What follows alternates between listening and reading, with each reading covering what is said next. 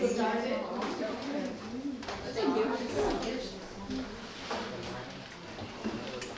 just have a few things to say by way of introduction. So first I want to welcome everyone to the third talk in the First Nations and Indigenous Speaker Series that we're doing this spring. And we, First Nations and Indigenous Studies folks, and also including Marion Brown, we offer this series in the spirit of education and respectful relationships among us. So with respect, I first want to thank and acknowledge the Vic Nation on whose territory we live and work. My name is Vic Muñoz and I coordinate the First Nation and Indigenous Studies minor. And today I'm very happy that my friend Freida Jacques is here to speak with us about healing for peace. Although she said she might also say a little bit about the honorable harvest as well. Freida has been a leader in her nation for over 40 years, a clan mother of the Turtle Clan Onondaga Nation. Freida has served as a bridge between her culture and the many educational institutions in central New York. Peace and healing are subjects that Freida is passionate about. And I want to offer just a short story I was recounting to Freida that happened many, many years ago. When a friend of mine, Kuya Tamlin's Yankee, who's a Maori educator and educational researcher from Aurora, New Zealand, came to visit, and we went over, made plans to go visit Freida at the Onondaga Nation School. And we were so intent on taking pictures that we forgot the absolutely first rule of decolonial research, but all research really, which is free and prior informed consent. We're taking pictures of buildings and the church. So while we're taking a picture, a security guard from the nation pulled up beside us and asked if we had permission to take pictures. And we were kind of looking at each other with big eyes. And appalled at our own behavior, we said no and apologized. When we met with Freida at the school, we told her what happened. So first she asked, did you take pictures of the children? And already we were like, oh, we're guests, we're starting out all wrong here. And we said no. We were taking pictures of a church at that time. And she smiled, and then she said to us, already stepping on your toes, aren't you? So as you can imagine, neither Kuya or myself ever again, and this was, I don't know, was it 9 years ago? I'm not even sure. 8 years ago, 9 years ago. We've never taken a picture again without asking for permission first. And so I tell that story by way of explaining or telling a little bit about how Freida teaches. And I really have learned so much from her, not because we never sat me down, although it's not out of the question.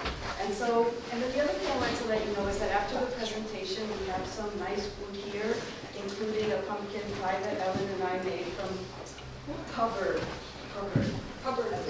squash from our garden. And what we'll do is I'll set up the food here because we have to have our nibbles in here because the classroom over there has people. So everyone's welcome to stay, so please do.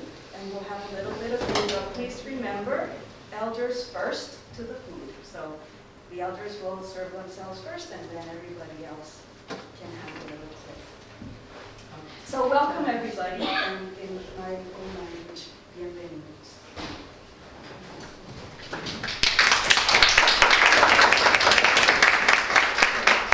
Well, I'm happy to see a full room, that's nice. I'm from Onondaga, and I like to talk about healing for peace. We got that lesson a couple times in our history, and I like to go way back to when Peacemaker came. But first of all, I want to share with you in English Thanksgiving address. It's part of a tradition that we have that opens and closes a gathering, any gathering like this, in our nations, and it's all the 6 nations do this kind of thing. And it's part of our original instructions. When from the beginning of time, we were told to be thankful for what we have and what we receive. And So this is one of those ways that our culture does that. So it's called an address, because it is an address. People like to say it's a prayer once in a while, and it isn't. And I think they do that because it's done in a quiet, solemn, respectful way. And what we do with the Thanksgiving address is thank all those parts of creation that are doing their duty, just as we were given the duty to be thankful. All those parts of creation out there were given duties that they continue to offer and do. So we give them thanks for that. And I like to have people reflect back to that and ask the question, what do humans do that the earth can't do without? We don't do a lot. So we are very fortunate that it all goes and works together in a good way, and Creator set it up this way. So this is why we have that duty to be thankful, because we benefit from all of it. And we're very fortunate that all of these parts of creation do their job every day. So I have pictures to go along just to help us keep in track. So I will start. And this is in English. In our way, we would choose a man from the audience or whoever's in the crowd and ask them to stand and do Thanksgiving. Those who are really good in their language can say whatever they want to say and talk about the different parts as much as they want. And there's times when it's been an hour and a half. This is very short. What I do, it just shows you what it's about and how it goes. And that's so that if you ever attend one of our gatherings where we have one of our men do it in our languages, you'd have a sense of what's happening. So, okay. I'm very thankful today that everyone has been able to come and gather today, to come and listen. And the first thing we want to remember is those human beings in our lives. All those people who are part of our life, our moms, our dads, our grandmas, our aunties, our uncles, our cousins, all our communities. Very thankful that they are here with us. Let's bring our minds together as one and send thanksgiving, love, and respect to all those humans on this earth. And usually the crowd will agree at that point.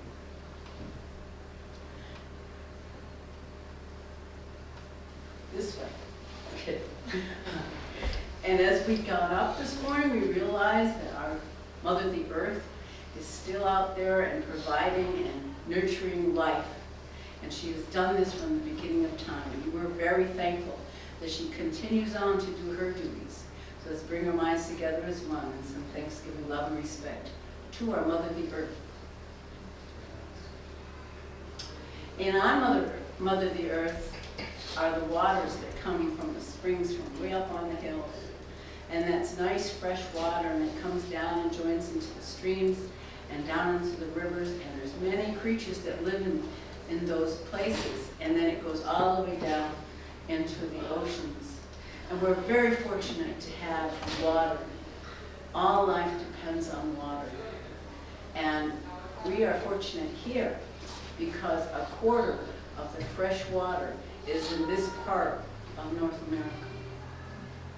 Let's bring our minds together as one and send thanksgiving, love, and respect to all the waters on Mother Earth. And on Mother Earth are many, many different kinds of foods that grow. They grow in the woods where you can go find them. They also are in our gardens.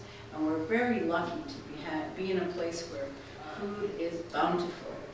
And we're very thankful. And there's no such thing as bad food. If there's some kind of food that can keep you alive, it's good food. So we want to remember all the life-giving food on Mother Earth. The corn, the beans, the squash, all the many foods. So let's bring our minds together as one and send thanksgiving, love, and respect to all the foods on Mother Earth.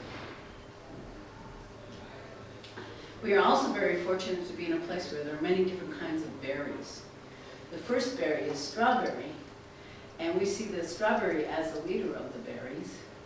And then it's followed by the black caps, the raspberries, black raspberries, the red raspberries, the blueberries, the thimbleberries, the huckleberries. There's so many different berries. And they give us great joy to go and pick. They also nurture our bodies with their wonderful fruit. Let's bring our minds together as one and say thanksgiving, love, and respect to all the berries on Mother Earth.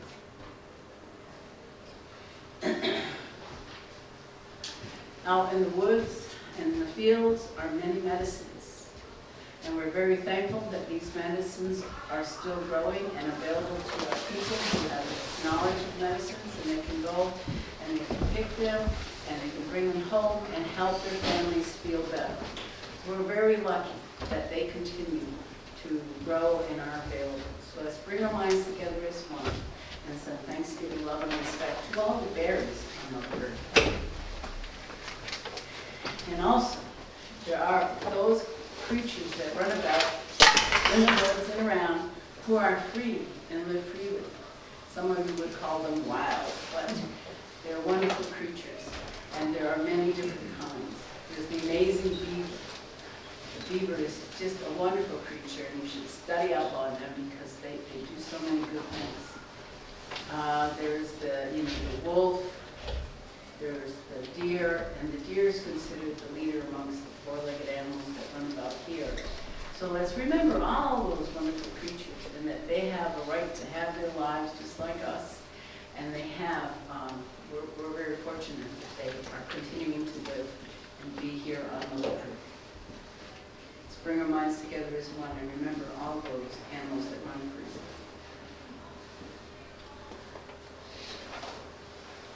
free. Oops. Okay. And as you got up this morning and looked out the window, you see that the trees are continuing to grow and be there. They've had a rest this winter, and those maples ran their sap and may be done, but we don't know. And the maple is considered the leader amongst the trees. And there are so many different kinds of trees. You know, there's mahogany trees that grow in the south. There's pecan trees. There's trees that give us nuts. There's trees that give us fruit. There's trees that we depend on for our fires to keep us warm. So many different kinds of trees in the world. So let's bring our minds together as one and send thanksgiving, love, and respect to all the tree life on Mother Earth. And also, I don't know if you've heard lately, but a lot of those birds have come back for springtime. And they're really singing their beautiful songs. And they're singing love songs so they can find a mate. And it's beautiful to hear. And we're very thankful that they've come back. And there are many different kinds of birds that come and go. The geese, there's probably a whole bunch that comes here. We're thankful that they come and go. And some of them give us direction. They're letting us know that it's getting colder, it's getting warmer, and the weather is changing. So let's bring our minds together as one and send thanksgiving, love, and respect to all the birds on Mother Earth.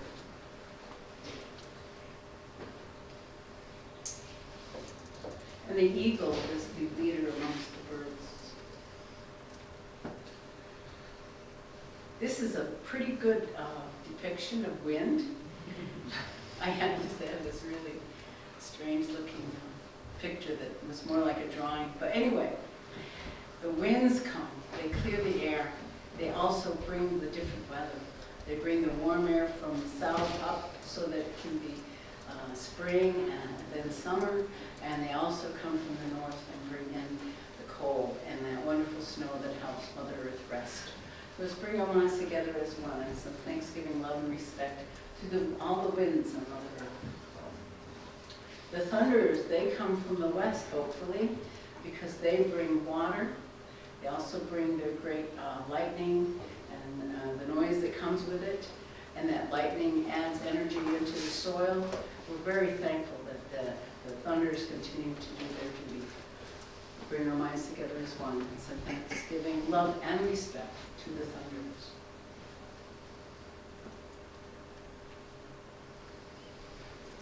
Got a lot of thunder. Our elder brother, the sun, was up this morning as usual, and he goes across the sky, sends his energy to earth.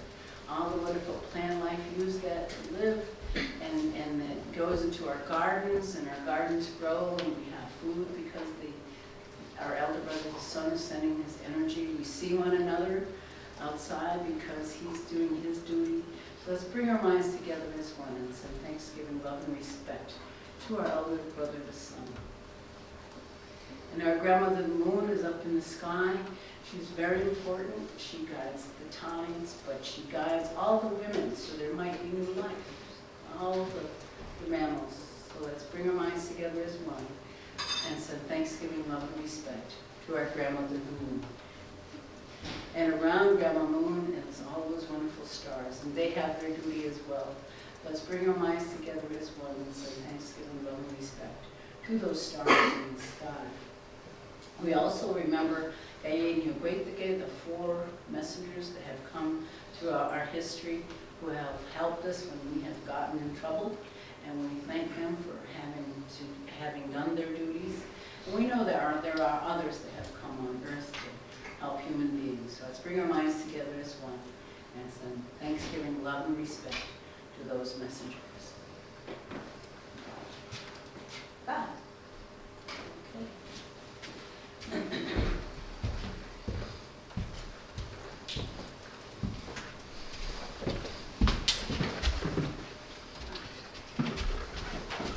Now, my Healing for Peace talk talks about, it's about lessons that we've received over time, and we've received them more than once. Early on, when the peacemaker came through, we received a message at that time about using good minds and also healing. Now, at the beginning of time, all human beings, every color, every kind of human being, received good messages to be loving and caring to one another.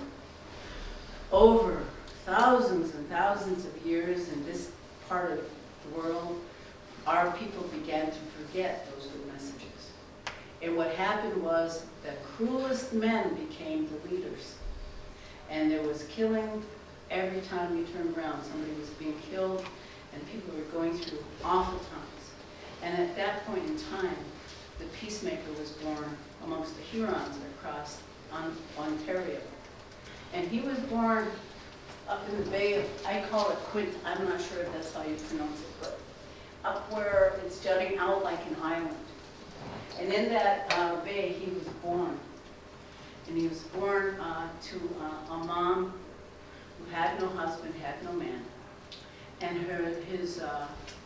her mother was really unhappy about this. And she made attempts to his life and tried to get rid of him. But he continued to show right back up. She tried to get rid of him one way, and she threw him in the water, and boom, there he is with the bomb. And she tried that. And one night she had a dream, and in that dream she had a vision of this messenger that told her that he had an important job on this earth. The Creator had sent him for this important work of bringing the message of peace to the people here. Well, he grew up. This story is so long. I'm sorry, but I do my best to tell it in 20 minutes or less. So I'll continue.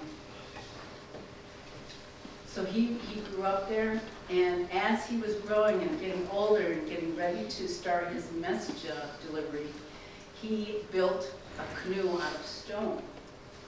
And of course, people laughed at him, but he still made that canoe, and he crossed Ontario. And I assume it's so that he got attention when he got here, because who's seen a stone canoe since then? But he did. So he crossed Ontario and came amongst the people here.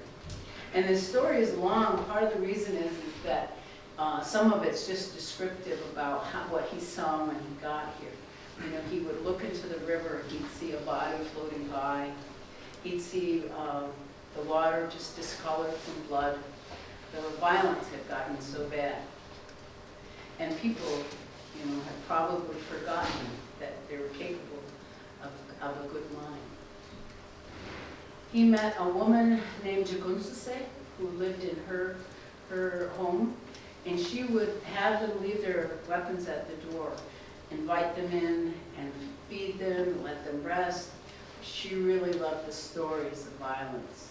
You know, like the Chainsaw Massacre, you know how people go to those things and see all this horribleness and just love it? You know, there are people like that. Now, she was the same. She enjoyed hearing what those warriors had been doing and what they had done. Well, the peacemaker went in to see her, and he spoke with her and helped her realize how this was only encouraging the violence. And she was the first to accept, as I understand it, the first to accept the message of peace. And she had an important role in this whole story. He went on across the area and headed toward Onondaga. And Onondaga was a whole other story happening, and it was about Hiawatha, and you've heard of his name as Hiawatha. Hiawatha was in Onondaga, and he had, sometimes it's 7, sometimes it's 5 daughters, lots of daughters. And there was a man at Onondaga who wanted to marry his eldest daughter, and he refused him, didn't care for this man. And this man was so bold, he asked for the second daughter. He was refused again. And he asked for the third. And he got to this point where he was so angry at Hiawatha that he killed his daughters. So Hiawatha's heart was just on the ground with grief. And so what he did for himself was he went to Tully Lakes. Does anyone know about Tully Lakes? It's south of Onondaga. It's actually where the glacier stopped, and it dripped down and left these wonderful freshwater lakes. And they go down towards the Susquehanna, that water goes south. But he went into the woods there, and he was trying to take care of himself and think about how he was as a human being with grief. And so what he did was he stopped. And at first he got sumac, and I don't know if you know sumac, it's soft in the middle.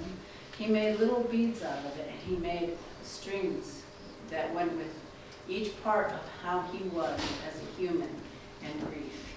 He made one for how his throat was just raspy and he could hardly speak because he had cried so much. He made one for his ears, and his ears, it was as if dust had flown in the air when his daughters died and had covered them.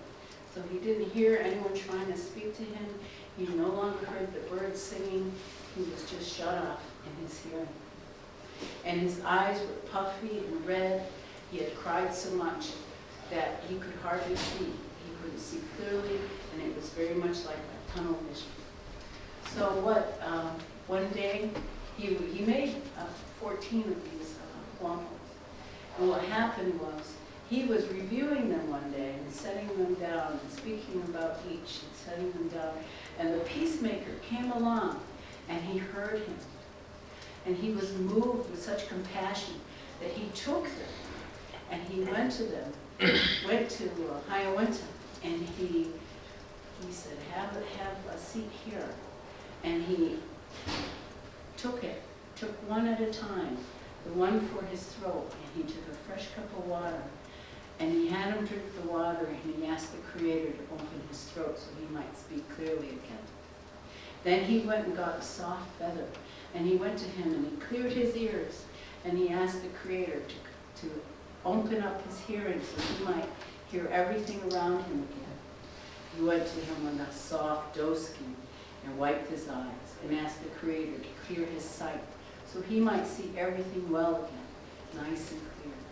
And he continued on with the rest of those wampums that Hiawatha had made.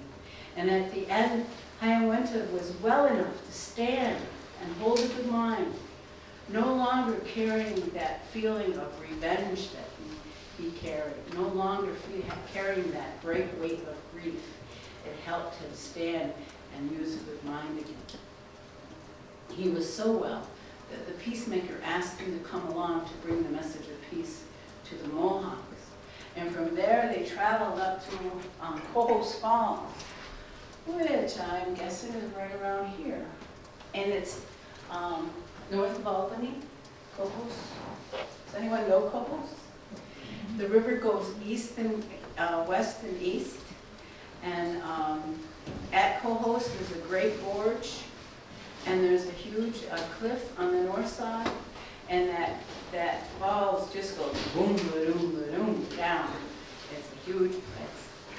And what the village that they were going to meet the Mohawks was on top of that gorge. And the peacemaker climbed up into a tree. Nope, I'm jumping the gun here. They approached that village and they asked to see the leadership. And they were just ignored. Like, who are you? And so the warriors just would not take them to the leaders at all.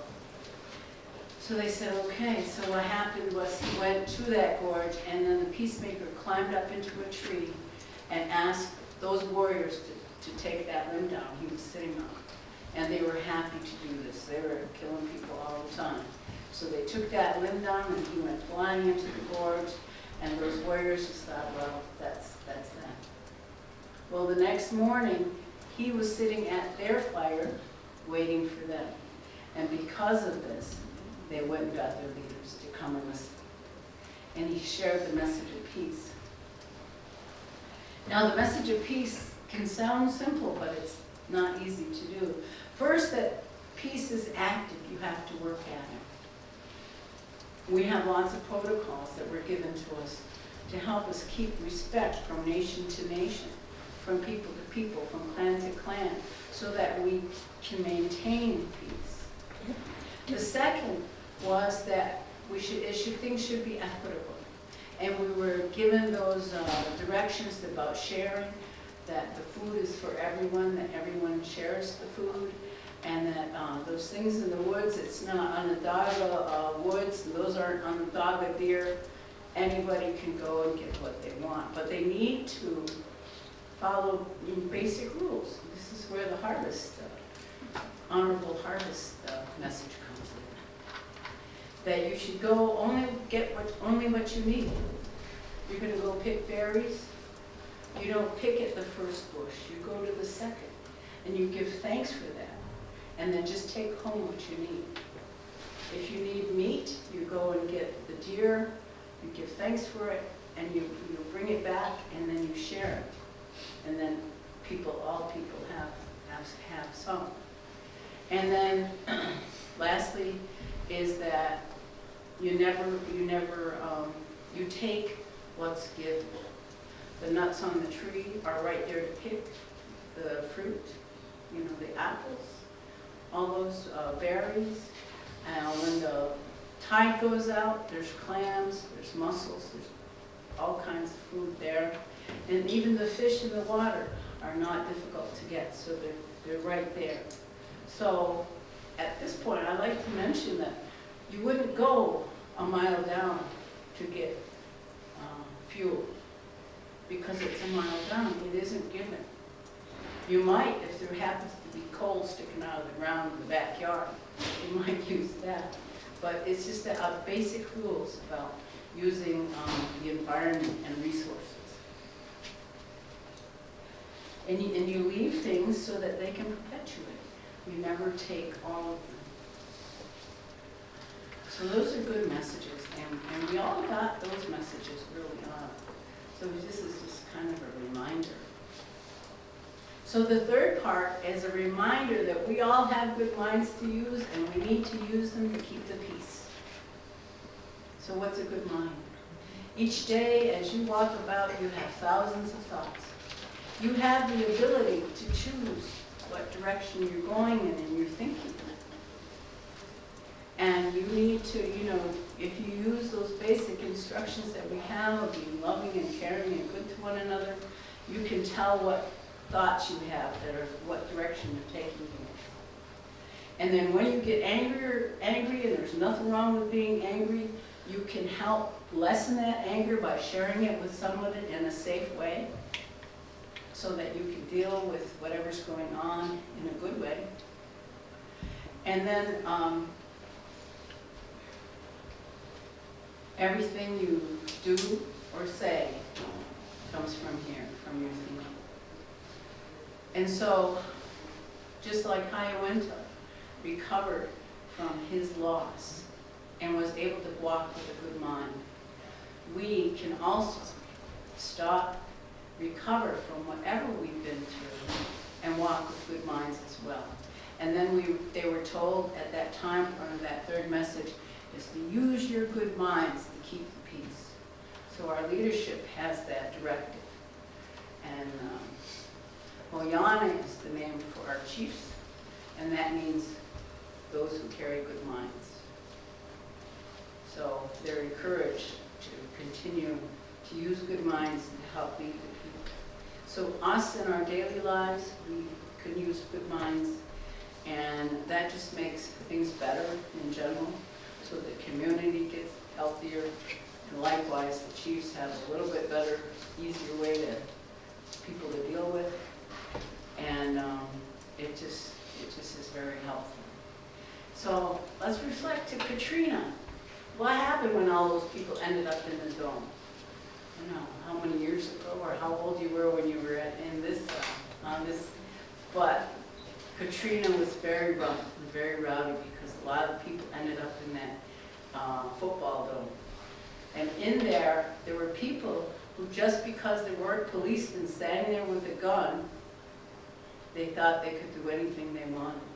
And there were people who were raped, there were people who were hurt, and it was pretty rowdy. Now, we're very lucky and fortunate to have this good mind concept that's passed down over time, because we, at this point, if we use our good minds, we are responsible for our own selves, our own actions. And so if those people in that dome had that and realized that they can be, good from within, then maybe it wouldn't have been as rough, and maybe they would have helped their neighbors instead of hurting them. So that's the third one. And though our chiefs were told to look out for that seventh generation coming, that as I went through the Thanksgiving address, that the chiefs will protect and help that future generation, 7 generations ahead, would have fresh water, clean water, would have good air, would have all those trees to benefit from, would have the bird life healthy. So we all depend on them.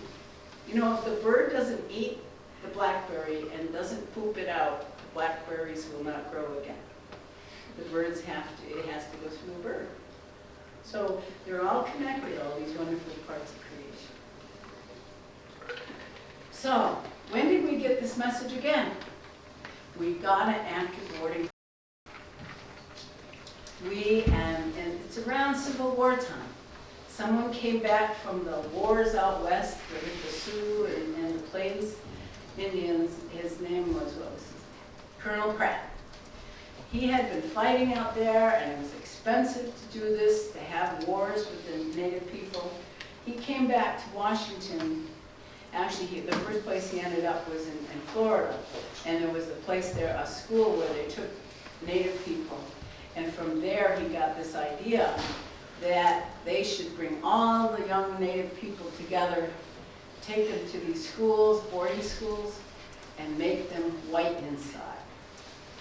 Take away their names, take away their clothes, dress them like white folks, give them white folks names like Joseph and Mary and Elizabeth, and then not allow them to communicate with home, not allow them to do anything native.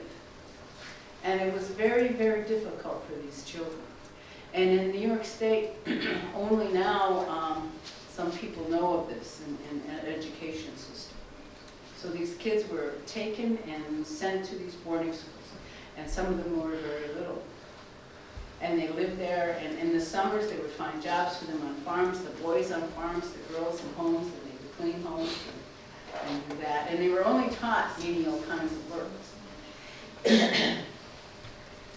So there was also lots of abuse. In these boarding schools, most of the time, children were beaten for whatever they did.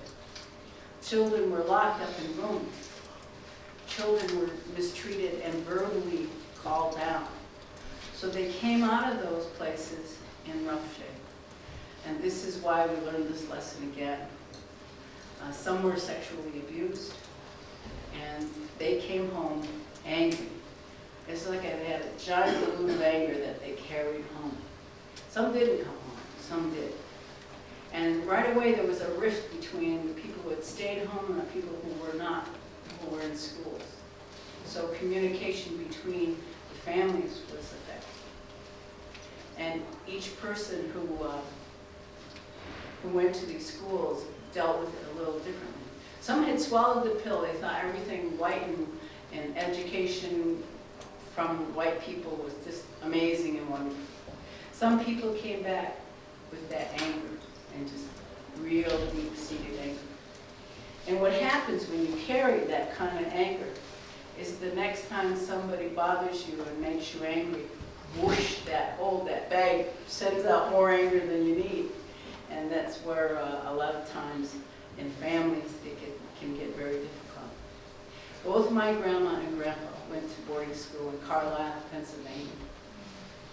And in that school, you know, they were mistreated and they didn't get affection. And that's one of the things that was really affected people from boarding schools is they would, you know, how you get a little child and you bring them up and you say, oh, how are you today? You're wonderful, and hug them and give them affection. They were not given affection in these boarding schools. So both my grandparents didn't show affection to their children. And there are many, many people who ended up in that situation where their own mother, their own father, their own grandpa didn't give them any affection. So then when they had children, it was difficult for them to show affection when they hadn't been shown any. And so that's a very sad thing, and you can't measure the effect that had on generations. So it also gave them some of them came with a disrespect for education, so it was hard to keep them going to school after they came back.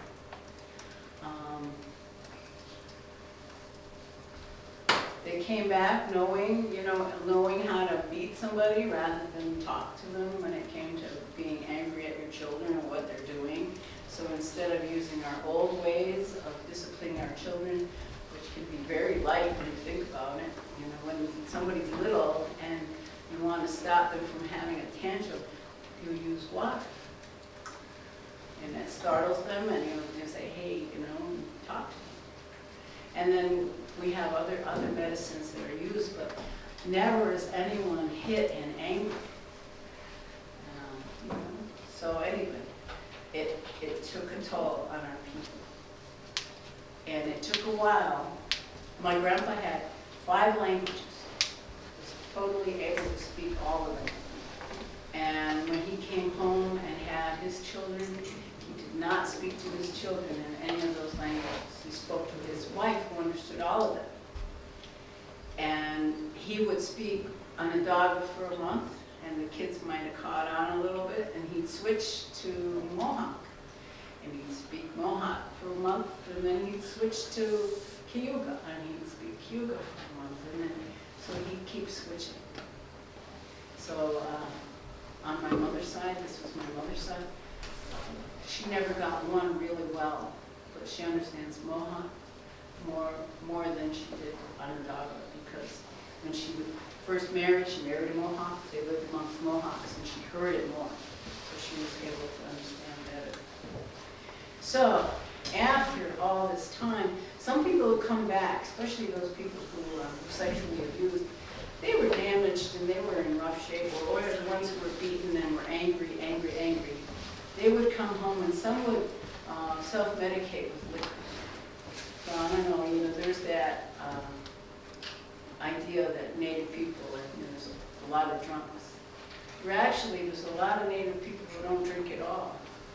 But, from learning that, it's not the thing to do. You can't keep a good mind when you're drinking or drugging.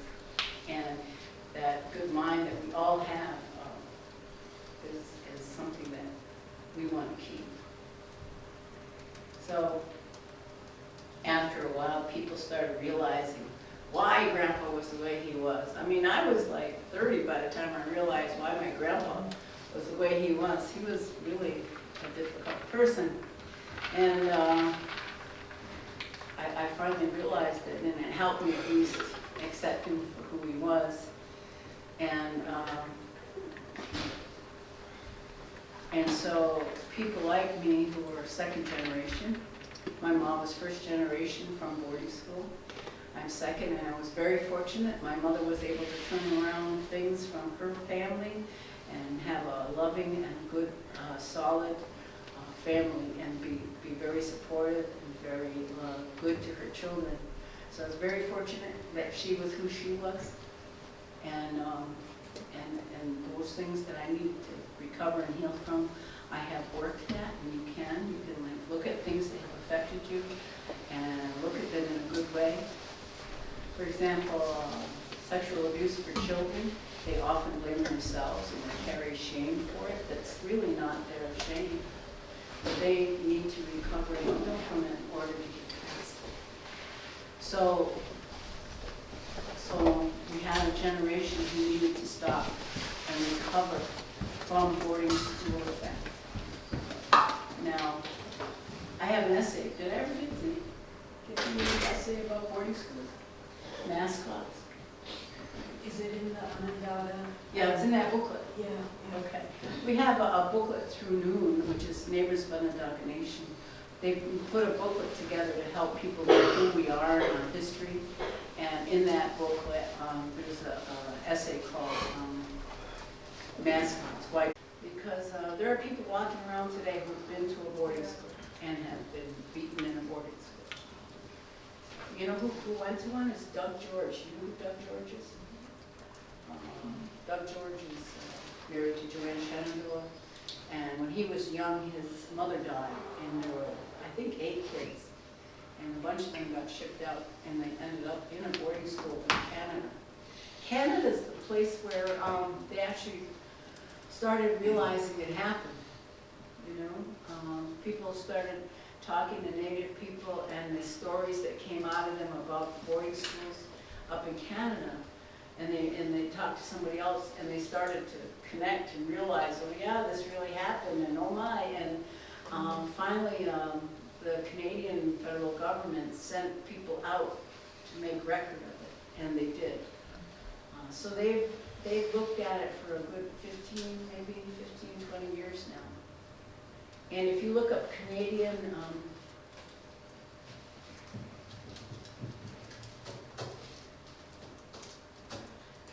Holocaust in the internet, you'd find a lot of information about what happened up there.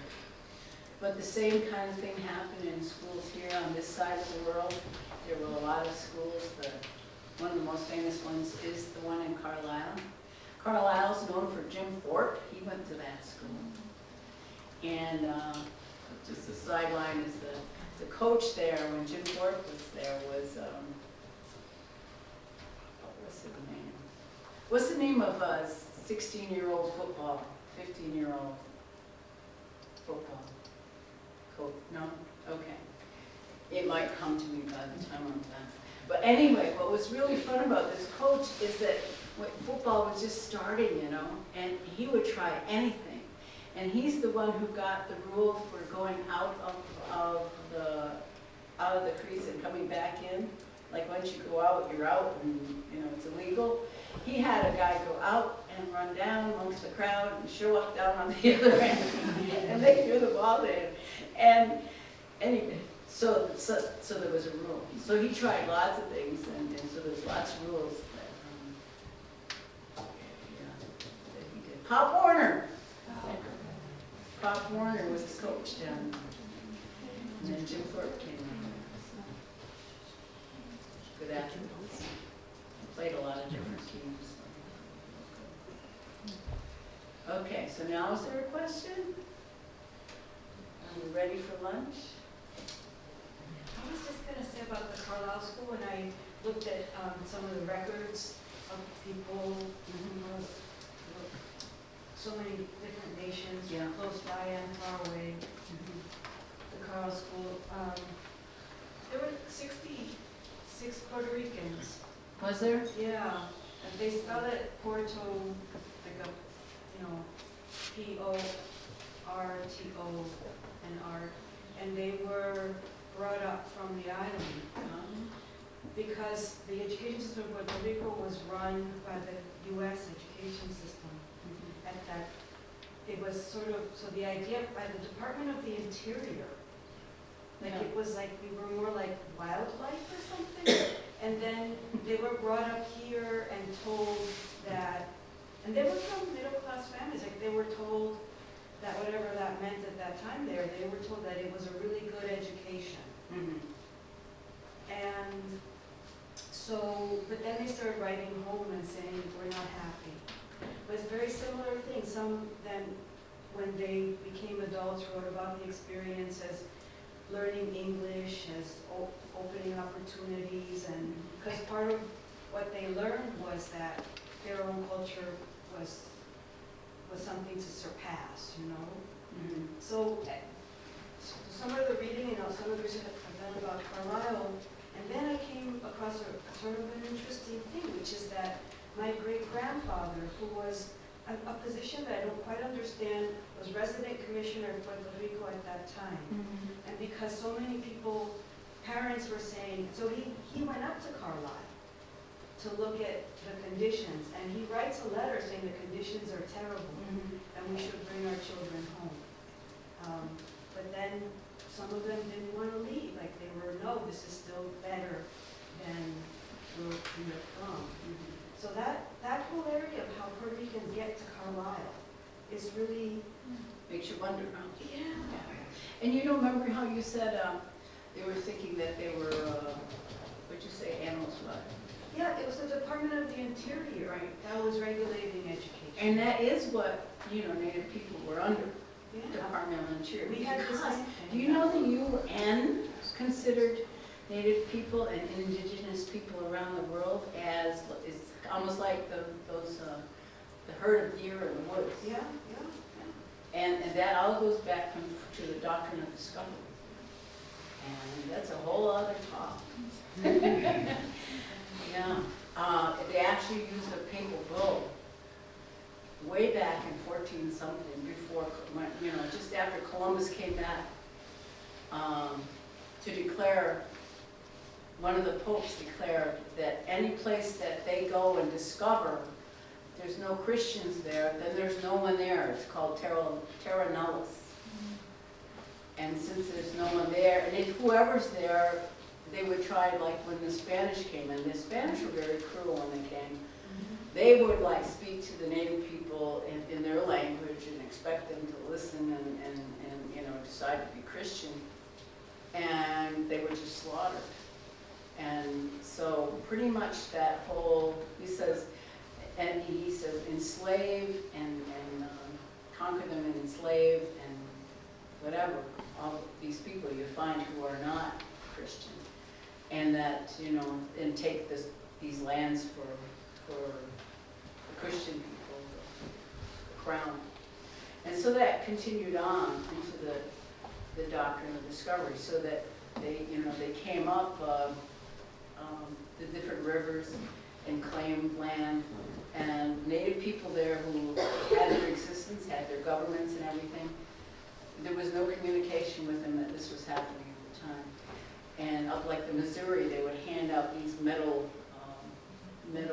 stamped metal things that were pretty, and they'd give them as gifts to the native people. But in reality, that meant that I'm claiming this place. And then they put up a fort at the where two rivers come together, and it was very insidious. But it wasn't until the people, and especially quite a few of our Haudenosaunee people, worked through the UN to get Indigenous rights. And part of that was so that we would have rights, because they weren't including us in human rights. And that whole idea of you ask first.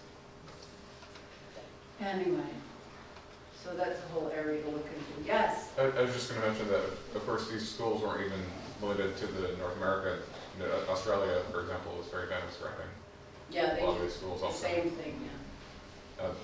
For those of you that are not familiar with that, there's a great film called Rabbit Proof Fence. Yeah. So I would recommend everyone to see that. Tried to run. And quite a few people try to run home.